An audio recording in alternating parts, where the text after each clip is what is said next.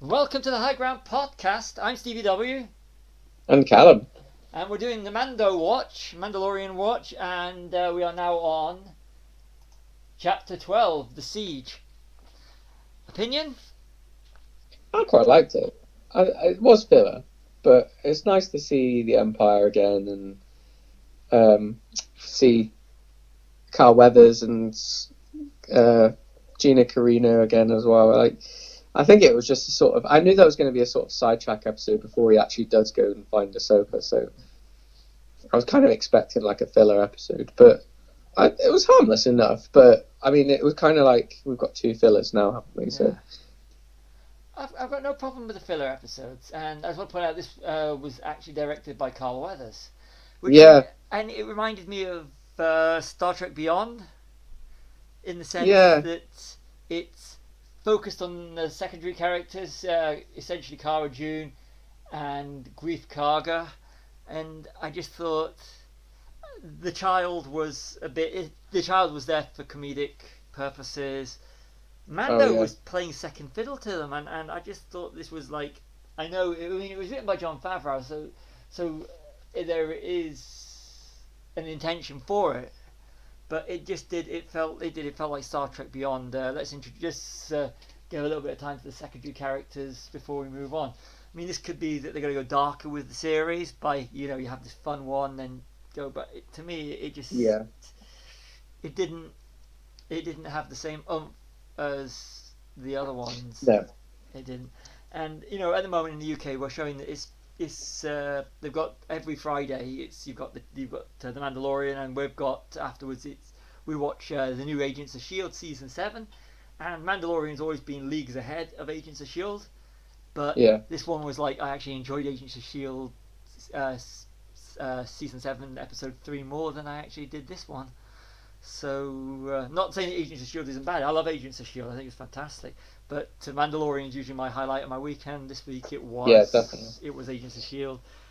But having said that, it was good to see, it was good to see Giancarlo Esposito back, and Oh yeah, Moff Gideon. yeah, I like Moff Gideon. I think he's gonna be a good bad guy. oh yeah, and was it? Yeah, but I just right from the start from Carla, Gina Carino, then I was like, it's what is her episode, which I'm not complaining.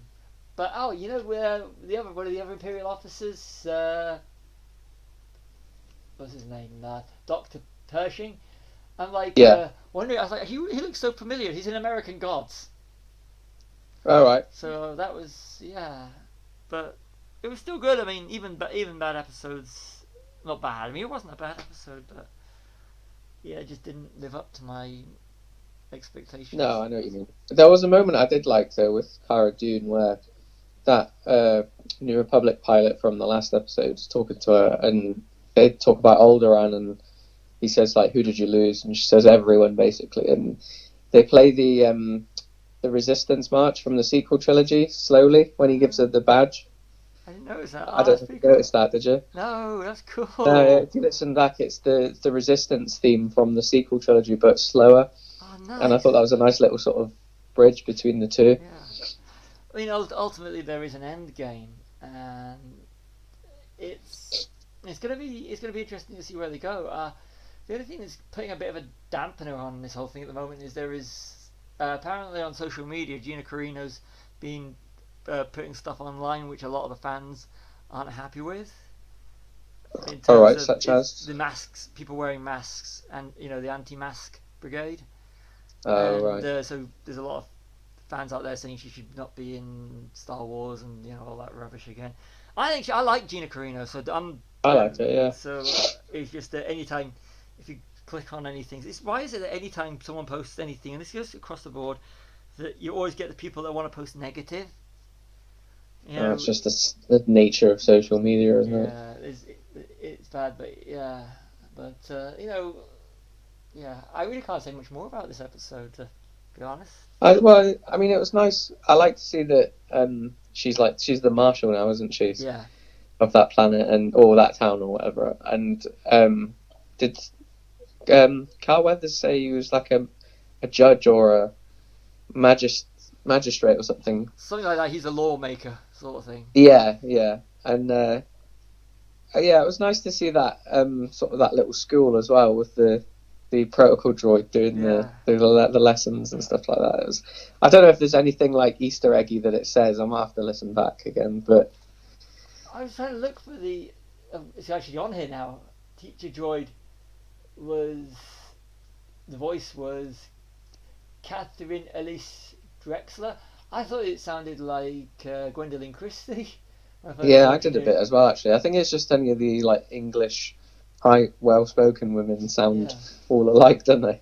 Yeah, because I was like thinking, how cool would that be? Because I was looking at it, I went and looked. Because I think I really like Gwendolyn Christie. I think Yeah, I got, do. Yeah, but yeah, the child is cute in anything though. He was, yeah, with his blue Oreos that he stole. Yeah. I love the scene. I do like the scene at the end when he's in the Razor Crest and he's taking out the TIE fighters, and at the end it just sort of pukes up after all the turning and that in the ship. Oh, he's cute. He is cute. I love him. Yeah. So yeah. I'm interested as well to see what's going on there at the end. I mean, are they making like super soldiers or trying to clone again? Because they need his blood, don't they? Yeah. I don't know whether this is part of the end game of the season or. I think it is because it does strike me as being very super soldier. It does, but we don't actually see what they look like. I mean, I don't know if you ever played any of the Star Wars video games. Not in the last 20 years. There was one called Dark Forces in 93, 94 for the PC, and there was like super soldier stormtroopers in that called Dark Troopers. So I don't know if they're sort of doing their own version of that. My Star Wars gameplay in the 90s was the Super Star Wars, Super Empire, Super Jedi, and Masters of the Terrakazi. Yes, I was one of the ones that bought Masters of the Terrakazi.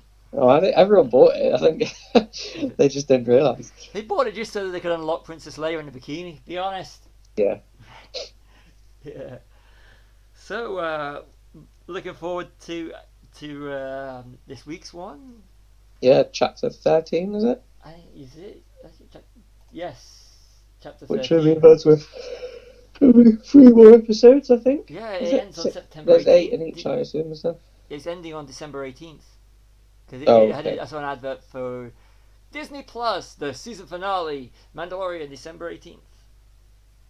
That's quite random halfway through the season, isn't it? Yeah. But they do it because it's like things that are coming in December in Disney Plus. Get it out of the way so that we can have it all clear so everybody's watching WandaVision in January. Yeah, I forgot about that.